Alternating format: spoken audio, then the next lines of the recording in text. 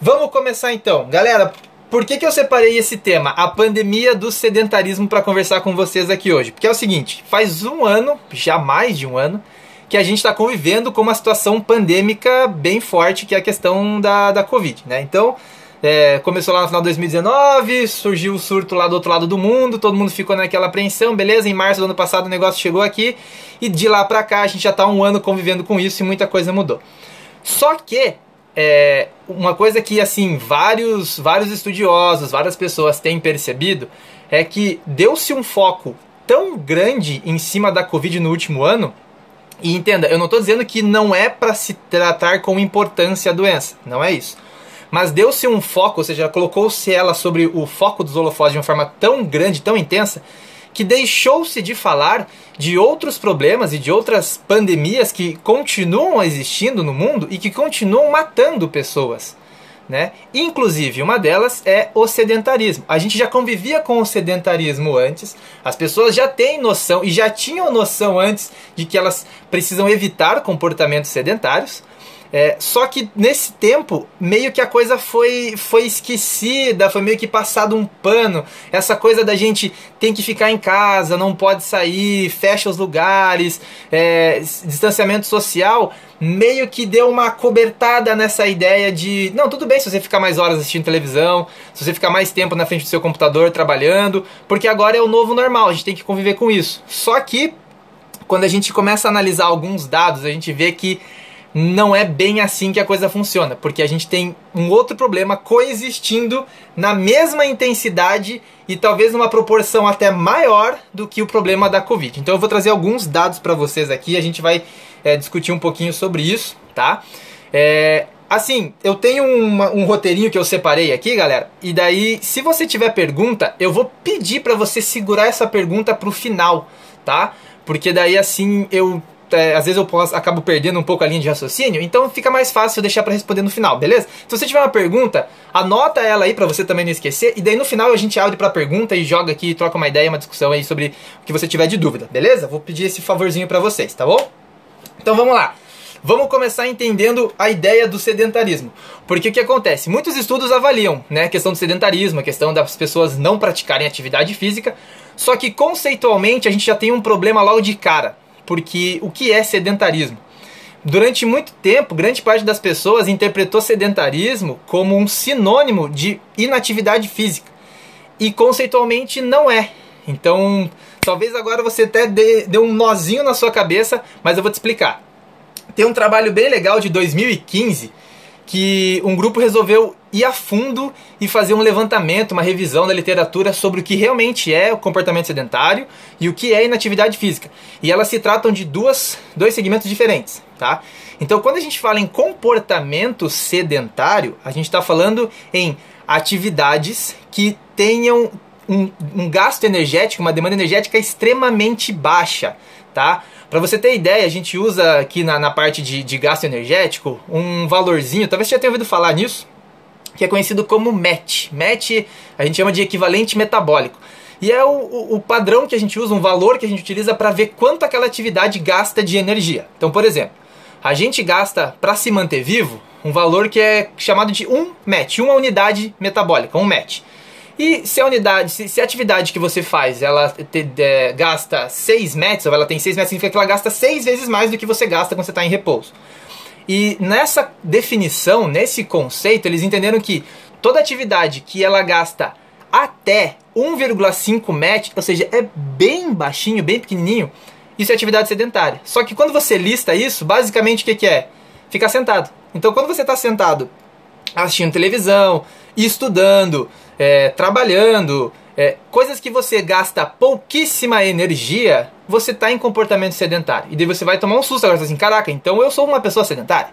Porque eu fico muito tempo sentado. Quantos de vocês passam pelo menos umas 4, 5 horas por dia ou estudando, ou trabalhando, né, sentado em frente do computador, ou mesmo assistindo televisão e tal. E daí tem outra coisa ainda. Até uns 10 anos atrás, essa parada do comportamento sedentário, ela se meio que limitava a televisão e computador. Há 20 anos atrás era televisão, porque não era computador, não era uma coisa acessível para todo mundo. há 10 anos atrás, ela já começou a migrar da televisão e passou a ficar mais no computador. E dos últimos 5 anos pra cá, já não é nem televisão, tanto em computador. O computador ainda usa muito para trabalho, né? Mas agora a gente está muito no quê?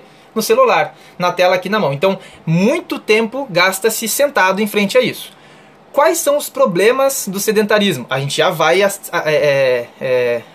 discutir sobre isso um pouquinho mais pra frente. Então a gente entendeu que o conceito do sedentarismo se reflete em atividades que nós fazemos que não gastam energia. Basicamente, ficar sentado. Dormir gasta energia? Gasta energia, mas ela também gasta pouco. Só que o dormir não entra nesse cálculo porque todas as pessoas precisam dormir. E inclusive se você dormir menos para evitar ficar em tempo parado, é pior, você atrapalha vários processos metabólicos que o seu corpo precisa fisiologicamente quando você está descansando, tá? Então, durante o seu tempo útil, as suas 16 horas do dia, tirando as 8 que você estava dormindo, as 16 horas úteis do seu dia, o que você passa de tempo sentado, sem gasto energético expressivo, é comportamento sedentário, beleza? Inatividade física é, dentro das suas horas úteis, o que você pratica ou não pratica de atividade que eleve o seu MET, que eleve o seu gasto metabólico. E daí a gente tem a atividade basicamente dividida em três grupos, né? As atividades leves, que são aquelas que gastam, de acordo com esse estudo de 2015, entre 1,5 e 3 METs. O que são essas atividades? Quando você está em casa, você faz, sei lá, lavar louça, varrer o chão, passar um pano, tirar pó. Você está em movimento, você está gastando energia, só que essa energia é uma energia leve. Então ele coloca ali nessa faixa, ele enquadra essas atividades dentro desse grupo. Aí ele tem o segundo grupo, que são atividades moderadas, que estão ali entre 3 e 6 METs. Aí aqui você já tem caminhada, corrida leve, ciclismo de lazer, enfim, outras atividades que já fazem mais parte do nosso cotidiano, subir e descer escada, por exemplo, mas ainda assim não são atividades tão intensas, né, tão vigorosas. E as atividades vigorosas que estão acima dos 6 METs. Aí tem treinos intensos de musculação, funcional, crossfit, corrida, enfim, a partir do momento que você tem mais intensidade, né, a mesma atividade, inclusive, ela pode estar em diferentes grupos, dependendo da intensidade com que ela é feita. Então, onde é que a gente vai chegar com tudo isso então? Quando nós pensamos no comportamento sedentário, nós temos então alguns valores. Existem estudos que colocam que a partir de 5 horas por dia de comportamento sedentário, a pessoa é classificada como sedentária. Então, mais de 5 horas. Que você fica sentado em frente ao seu computador, trabalhando, independente do que você está fazendo. Pode ser algo extremamente produtivo. E a gente acaba usando muito dessas horas para estudar, para trabalhar e tudo mais. Mas você está sentado, gastando pouca energia. Isso é comportamento sedentário, beleza? E com relação às atividades que você faz, então você vai ser classificado em pouco ativo ou insuficientemente ativo, moderadamente ativo e muito ativo, né? Aí tem aquela velha e conhecida classificação da Organização Mundial de Saúde, dos 150 minutos semanais de atividade física de moderada intensidade. Se a gente dividir por 5 dias na semana, seriam aí pelo menos 30 minutos diários. Ou ainda 75 minutos semanais de atividade vigorosa, intensa, que seriam 15 minutos diários. Esses valores sofreram uma atualização no ano passado, mas a maioria dos estudos ainda utiliza essa configuração dos valores, tá? Então assim, deu para entender a diferença de você ser sedentário e você ser ativo ou insuficientemente ativo? São coisas que não são sinônimo, mas muitas pessoas entendem como sinônimo e elas muitas vezes andam juntas. Mas por que é importante a gente separar? Porque assim, tem como você ter, a partir disso, 4 classificações. Então assim, eu posso ser sedentário, né, ter muito tempo no meu dia sentado, e ao mesmo tempo ser ativo, porque eu passo em alguns momentos do meu dia mais ali de 30 minutos ou 1 hora fazendo exercício de moderada, vigorosa intensidade. Eu posso ser sedentário e ao mesmo tempo ser insuficientemente ativo, que é a pior situação de todas, porque eu fico muito tempo sem gastar energia e além disso, nos horários em que eu poderia fazer uma atividade, eu não executo com intensidade, não faço atividades que façam diferença no meu metabolismo, que elevem o meu MET, o meu gasto energético. Eu posso não ser sedentário, então minha atividade laboral não exige que eu fique sentado, né? Por exemplo, eu tenho um exemplo bom aqui em casa. Minha esposa é uma padeira artesanal, ela trabalha horas ali numa atividade braçal. O trabalho laboral dela faz com que ela não fique muitas horas no dia dela sentado.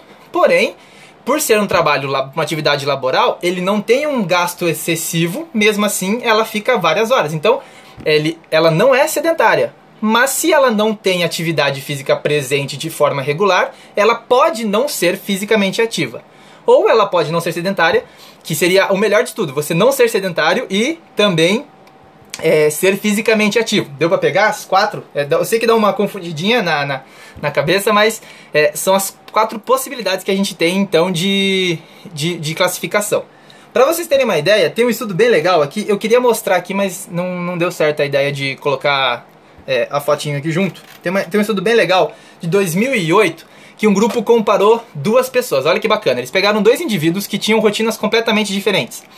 Um indivíduo, nos 2 eles colocaram acelerômetro. Então é um aparelhinho que eles prenderam aqui no quadril. Então, de acordo com a movimentação que essa pessoa fazia no dia a dia dela, esse acelerômetro ia registrando essas informações e percebendo quanto essa pessoa estava se movimentando.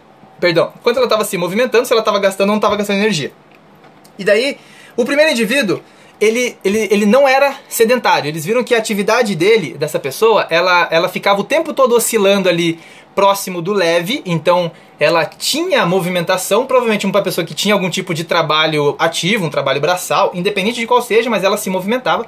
Só que em nenhum momento do dia dela, ela elevava o gasto energético, ela elevava o MET. Então ela nunca tinha, por exemplo, um treino. Ela estava sempre em atividade, mas sempre em um baixo percentual de gasto energético. O outro indivíduo, ele tinha exatamente o contrário. Ele ficava quase que o dia todo lá embaixo, com um componente de gasto energético bem baixinho, mas tinha 1 hora do dia dele que ele ia treinar, e daí ele jogava no gráfico o MET lá para cima. O estudo não chegou a fazer a comparação em qual dos 2 indivíduos tinha melhor condição de saúde e tudo mais. Não era o foco desse estudo. Mas ele mostrou que dá para ser sedentário e ser ativo, e dá para não ser sedentário e não ser ativo. Então, por isso a importância de entender a diferença dos 2 conceitos.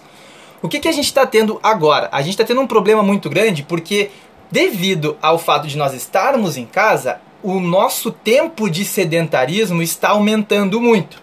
Para vocês terem uma ideia, olha só que interessante aqui, ó. Cadê? Separei aqui. Deixa eu só achar que eu fiz um roteirinho aqui para eu não perder todas as informações. Olha aqui, ó. Estudo de ano passado, 2020, tá? Zeng e colaboradores, 681 jovens, 25 anos. Cara, 25 anos é galera universitária, tá? Então tá ali, flor da idade, beleza? Todo mundo cheio de energia, cheio de coisa para fazer.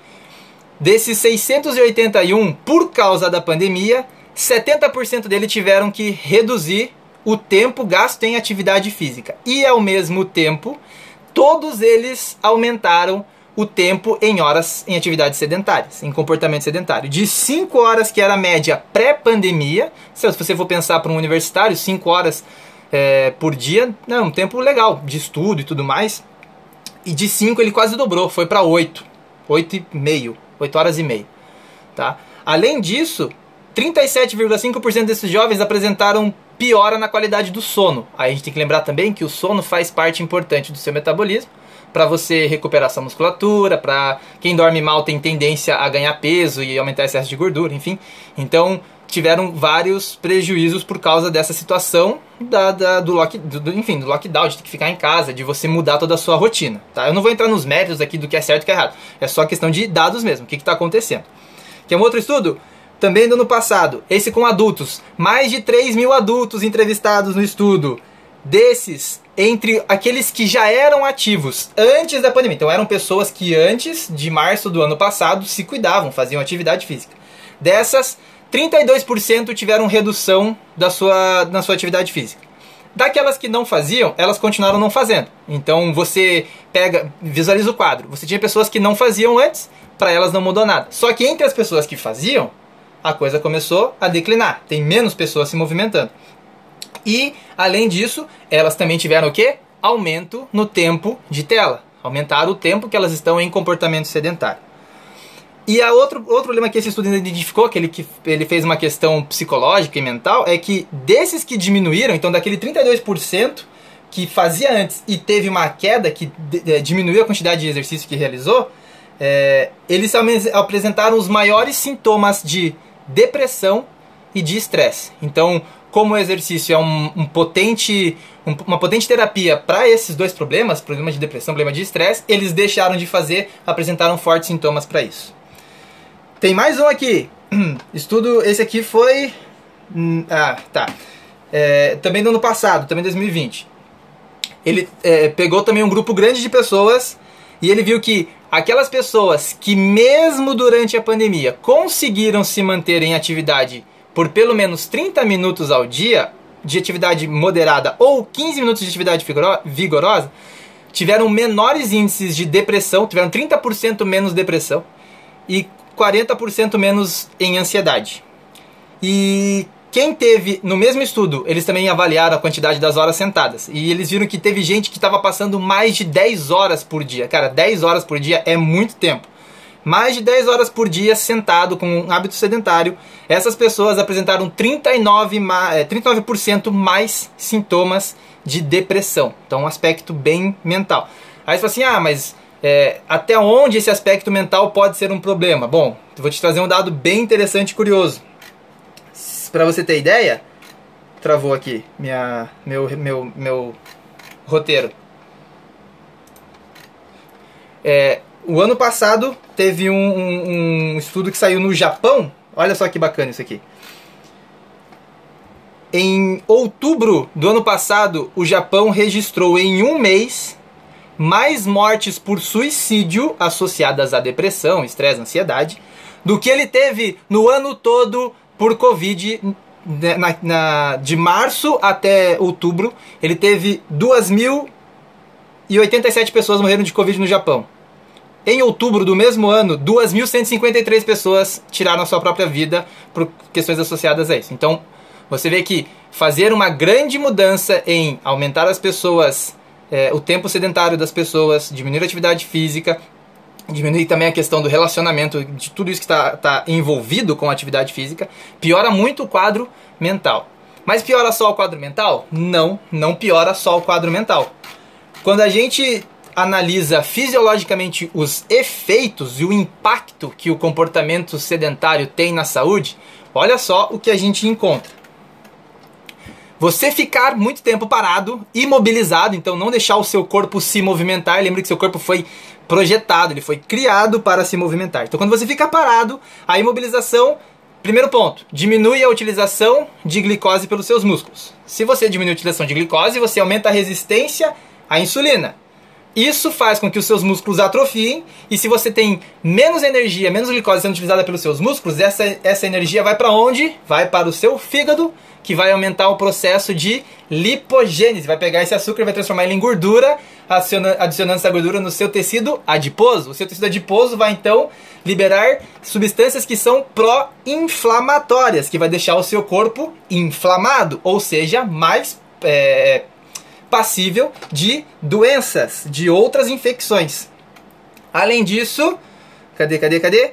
Você aumenta o número de macrófagos ativos que produzem então outras substâncias também inflamatórias que vão aumentar a questão de dislipidemias, então aumento de triglicerídeos, de colesterol, além disso, hipertensão arterial e doenças cardíacas. Então, a hora que você começa a tirar a movimentação das pessoas, a fazer com que elas fiquem mais tempo sentadas, você piora e muito o quadro de saúde dessas pessoas. Se você vai piorando o quadro de saúde, você vai tendo então pessoas que estão mais suscetíveis a infecções, a doenças, a outras complicações que também vão levar elas muitas vezes a óbitos, tá?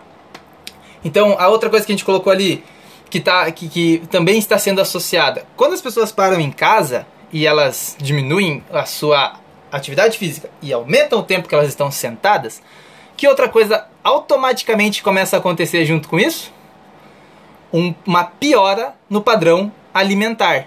O que é uma coisa muito intrigante até, né? Você já parou para pensar que antes da pandemia, pensa comigo aqui, ó, você mesmo, talvez você já tenha passado por isso. Antes da pandemia, as pessoas muitas vezes falavam assim, eu não consigo comer direito, não tenho tempo para cozinhar. Por quê? Porque eu não paro em casa, ou eu não almoço em casa, né? Eu saio de casa cedo e tal. Então as pessoas não comiam direito, não se alimentavam bem porque elas não tinham tempo. Aí a pandemia fez as pessoas ficarem em casa. E o que elas faziam? Elas começaram a fazer? Elas continuaram a não comer direito, porque agora, em vez de elas usarem o tempo que elas têm para poder preparar uma refeição mais saudável e tudo mais, elas começaram a aumentar muito o quê? Os pedidos, né? Tem um levantamento feito do número de deliveries que é uma coisa absurda, o quanto as coisas aumentaram e nos últimos meses das pessoas fazendo seus pedidos e tal. Teve uma pessoa lá em São Paulo, por exemplo, que ela fez um recorde, ela teve um número de pedidos assim absurdo, foram mais de, não lembro, acho que eram 500 pedidos que ela fez em coisa de um mês, assim, era muita coisa, era absurdo. Então, você vê que a piora no padrão de comportamento sedentário leva a uma piora no padrão do comportamento alimentar. Se você associar as duas coisas agora, você consegue dar uma potencializada no problema. Você consegue entender isso? Então, a pessoa está mais tempo sentada, que gera todo aquele monte de problema ali. Ela não se exercita na maioria das vezes, até porque muitos dos locais em que ela usava para se exercitar, entre as que se exercitavam, por vezes agora estão fechados ou restritos, e ela piora o padrão alimentar. Então a gente tem uma condição de saúde extremamente problemática, extremamente complicada, e o problema é que isso não reflete só agora. Isso tem a tendência de refletir para frente. Quer ver? Vou trazer uma outra situação aqui de dados para vocês. Tem um artigo que foi publicado agora no começo do ano, muito legal, e o título do artigo já vem exatamente sobre isso, assim, sobre questão de duas pandemias que andam juntas, a pandemia da Covid e a pandemia do sedentarismo. E daí, ela, em um dos parágrafos, a autora ela coloca a seguinte pergunta. Vou ler para você aqui, a pergunta dela é: a pandemia do Covid fez com que o mundo se movimentasse menos? Sim, e a resposta é sim. E daí ela traz vários levantamentos de vários artigos mostrando que as pessoas passaram a se mexer menos. E ao mesmo tempo que elas passaram a se movimentar menos, lembra que a gente aprendeu a diferença dos conceitos? Ela passou a ficar mais tempo sentada em atividade que não gasta energia. Então ela piorou o quadro clínico dela, o quadro de saúde dela. Aí a pergunta que ela vem na sequência é: com isso, será que esse novo cenário das pessoas se passarem mais tempo sentadas, se movimentarem menos, e abre aqui um parênteses, comerem e se alimentarem ainda de pior forma, fecha parênteses, vai persistir por quanto tempo? Não sabemos. Só que o que a gente sabe é que isso vai, de alguma forma, impactar e pesar na saúde coletiva, na saúde pública. Eles pegaram um exemplo muito legal. Não sei se vocês vão lembrar, até saiu no jornal esses dias, que a gente fez 10 anos, a gente não, né? Fez 10 anos daquele desastre que teve da tsunami lá no Japão, né? Lembra lá que teve o problema de atingir uma usina nuclear, enfim, tudo mais, né? Em 2011. Olha só, por causa do desastre natural, as pessoas tiveram também que mudar a sua rotina. Elas tiveram que mudar a questão de trabalho, de estudo, as crianças, a questão da escola, enfim. E daí, um pesquisador foi ver a questão da atividade física nessa galera que sofreu o desastre. Ele percebeu que 3 anos após, tá? Ó, 3 anos após o desastre, ainda tinha déficit de atividade física de crianças e adolescentes do Japão por causa do desastre. 3 anos. Então, uma coisa que foi pontual, detalhe, ela foi pontual, foi um grande estrago, tudo bem, mas ela foi pontual e ela demorou 3 anos e ainda tinha repercussão disso depois. Quanto tempo vai ser a repercussão do que a gente está vivendo hoje? A gente não consegue descobrir, a gente não consegue saber ainda como que vai ser, tá? Vamos continuar aqui, deixa eu beber uma aguinha aqui rapidão.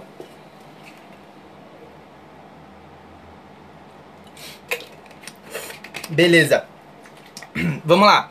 Tá, e qual que é o impacto específico de você se movimentar menos? Então, a gente entendeu o quadro que gera o fato de você ficar muito tempo sentado, de você não se movimentar no seu dia, né? Ficar ali horas e horas, computador, trabalhando e tudo mais.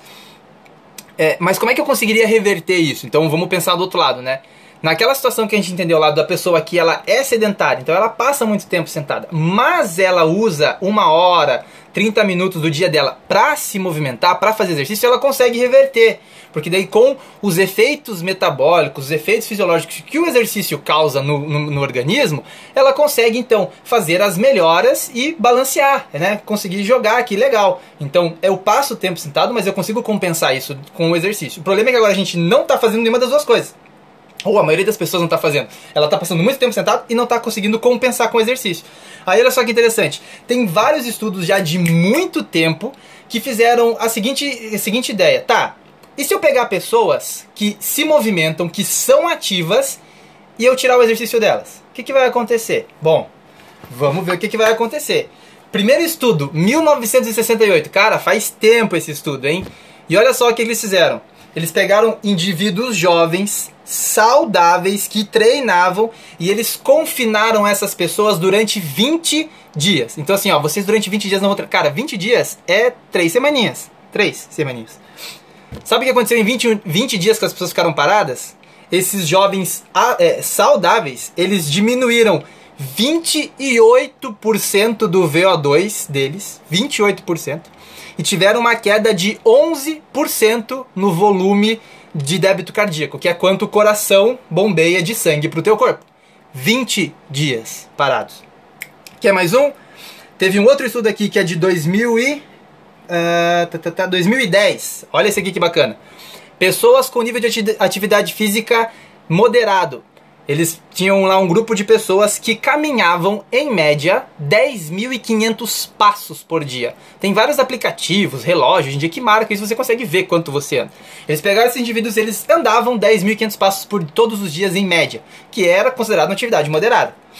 Eles reduziram isso para 1.300 passos por dia, tá? De 10.500 para 1.300. E fizeram isso por 2 semanas. 15 dias, tá? 2 semaninhas. Sabe o que aconteceu? Eles apresentaram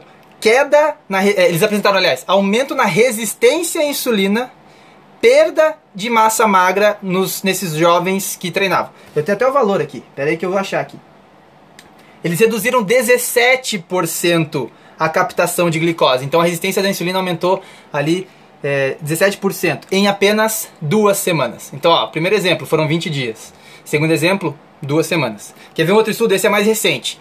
Eles pegaram também jovens treinados e eles viram o seguinte, ó, vamos fazer aqui, ó, por biópsia. Então, vamos pegar um pedacinho do músculo ali e ver o que vai acontecer se a gente deixar essa pessoa sem treinar por um intervalo de tempo.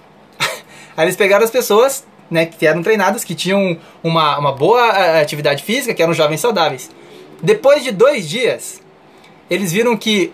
e detalhe, eles imobilizaram mesmo. Então assim, é como pensa numa situação de uma pessoa que está de cama. Então ela ficou doente, tá? Ela não está podendo se movimentar. Eles fizeram essa situação.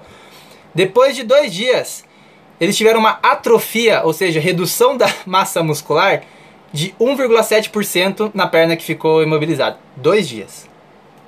Aí eles continuaram vendo. Depois de 3 dias, diminuiu 2%. Tá? Depois de... Cadê? E além disso, a força muscular reduziu 9% em 5 dias. Na semana seguinte, em 10 dias, houve uma perda de 6%. Em 29 dias, um mês praticamente, houve perda de 10%.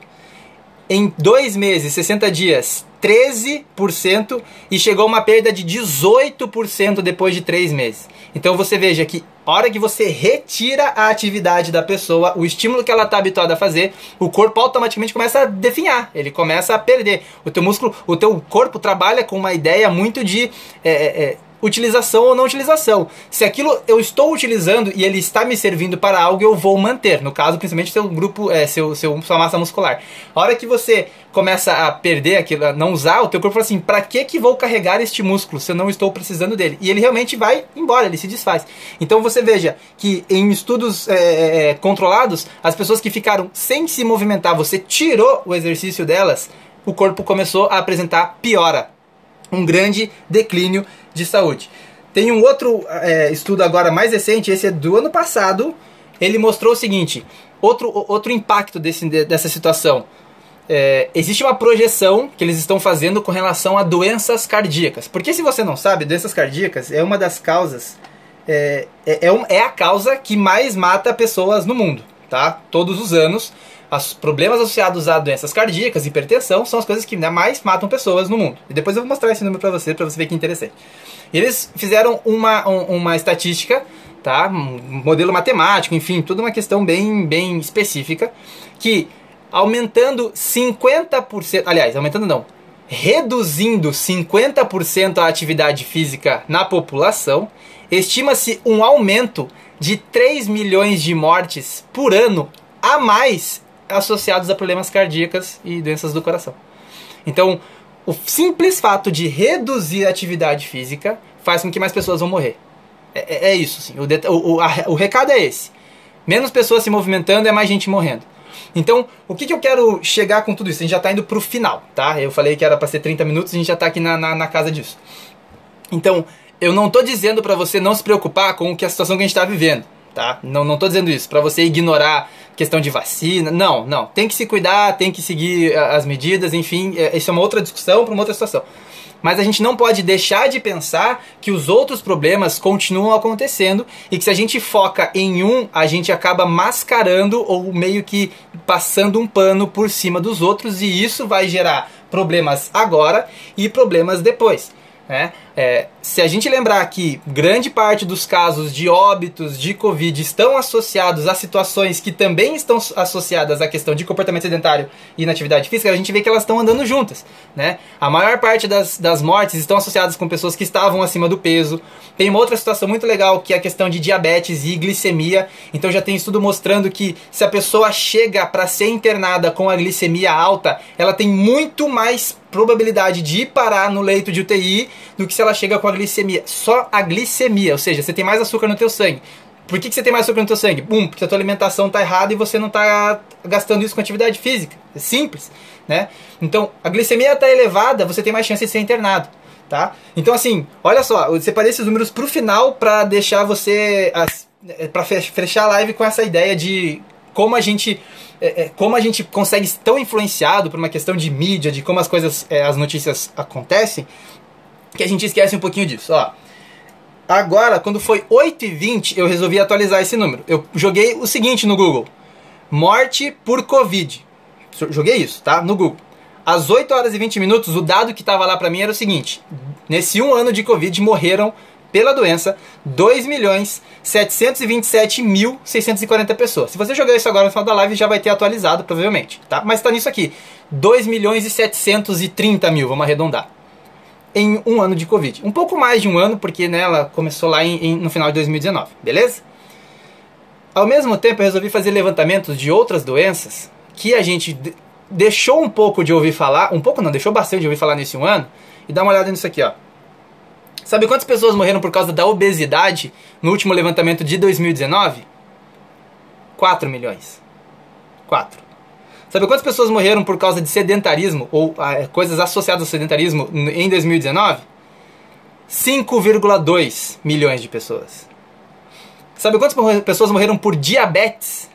4,2 milhões de pessoas. Por câncer, 9,6 milhões de pessoas. Por hipertensão, eu falei que hipertensão era a doença que mais matava? Pois é, 10,8 milhões de pessoas no mundo morreram em 2018, que foi o último levantamento, por doenças cardíacas. E eu ainda separei ali que não é um valor tão alto, mas é alto, que é, por suicídio e depressão, 800 mil pessoas morrem por ano por causa disso. Aí você vê, são valores que em sua grande maioria matam mais do que a própria Covid já matou nesse 1 ano. E detalhe, todas elas, você vê uma associação direta com comportamento sedentário e atividade física. Se você reduz o comportamento sedentário e incentiva a prática de atividade física, você consegue tratar, reverter ou diminuir o quadro em todas elas. Em Covid, em obesidade, em sedentarismo, em diabetes, em câncer, em hipertensão, em problemas mentais, suicídio e depressão. Então, a gente está tendo um grande problema com tudo isso, que é tirar uma das principais situações de terapia, de medicamento, né, aplicação medicamentosa, que é o exercício das pessoas, essa redução. Então estamos com uma população que está adoecendo fisicamente, clinicamente, mentalmente. E por quanto tempo a gente vai ter essa projeção? Não dá pra saber, porque como a gente viu lá atrás, se um desastre natural teve 3 anos de reflexo, quanto tempo será que vai ser o reflexo disso nessa geração e nas próximas gerações?